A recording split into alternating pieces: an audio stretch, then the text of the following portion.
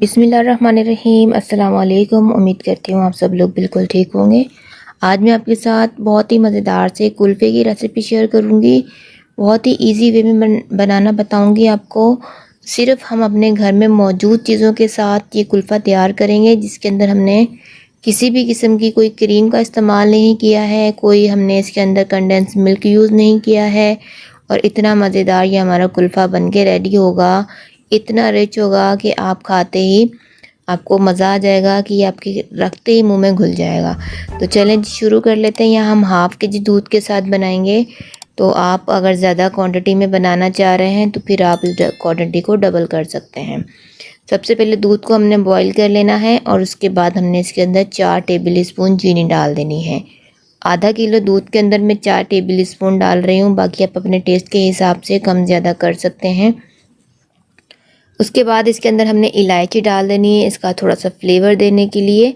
तो यहाँ पर हमने देखें इलायची डालकर इसको मिक्स कर लेना है और फ्लेम को हमने मीडियम टू लो रखना है।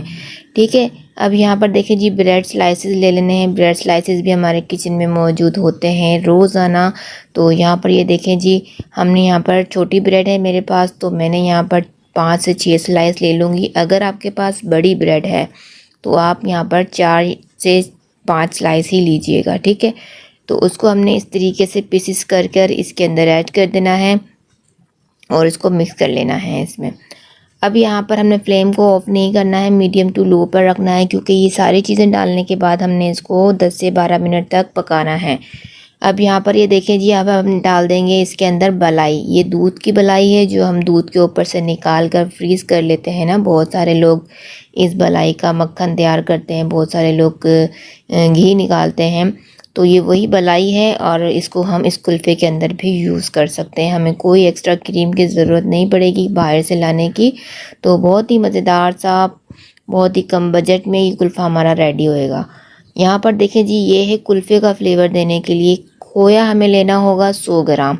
तो थोड़ा सा खोया चाहिए, लेकिन खोया डाल देंगे तो बहुत अच्छा से इसमें कुल्फ़े वाला रियल फ्लेवर आ जाएगा। और अगर आप स्किप कर देंगे तो फिर कुल्फ़ा तो बन जाएगा, लेकिन वो वाला फ्लेवर आपको नहीं मिलेगा। ठीक है। तो यहाँ पर 100 ग्राम हमने खोया ले लेना है हाफ़ के जी दूध के अंदर।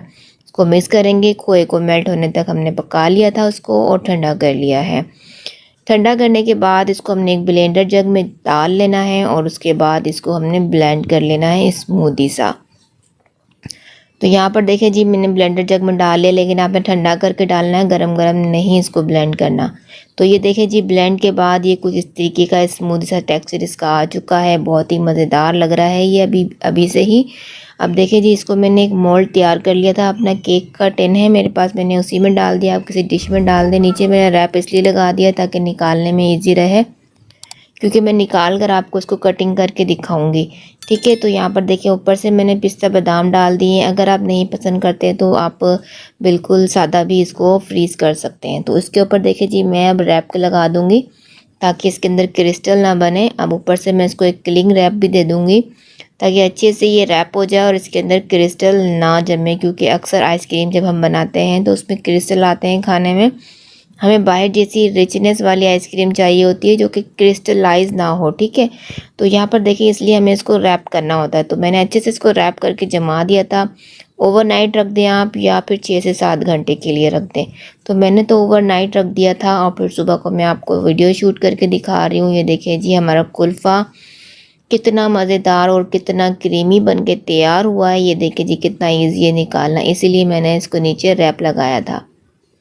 ठीक है ना। तो इस तरीके से अगर हम निकालने के लिए कुल्फ़ा बना रहे हैं तो आपने रैप ज़रूर लगाना है, वरना आप फिर डिश के अंदर से ही सर्व करके दे सकते हैं स्कूप की मदद से या फिर कट कर कर। ठीक है। यहाँ पर ये देखिए जी, अब मैं इसकी कटिंग कर लेती हूँ। तो देख सकते हैं यहाँ भी कितना रिचनेस इसके अंदर दिखाई दे रही है, कितना रिच लग रहा है। और यकीन करें, जब आप इसको बनाएंगे ना तो यकीन ही नहीं आएगा कि आपने इतनी सी चीज़ें घर में आम से पड़ी हुई चीज़ों के साथ आपने इतने मज़ेदार कुल्फ़ा तैयार कर लिया है। तो बहुत ही मज़ेदार, बहुत ही टेस्टी बनता है, सभी की बहुत फेवरेट है। एक बार ट्राई ज़रूर कीजिएगा, इस गर्मियों में एंजॉय कीजिएगा इस कुल्फ़े को। वीडियो अगर पसंद आ रही है तो लाइक कर दीजिए और अगर चैनल पर पहली बार है तो सब्सक्राइब कर दीजिए। और अगर मेरी वीडियोस को बार बार देखना चाहते हैं, हर नई वीडियो को देखना चाहते हैं, बेल नोटिफिकेशन को ऑन कर दें ताकि इस तरह की बिल्कुल लो कॉस्ट में और बहुत ही आसान सी रेसिपी आपको मिल सकें। अपना बहुत सारा ख्याल रखिएगा, मुझे अपनी दुआओं में याद रखा करें।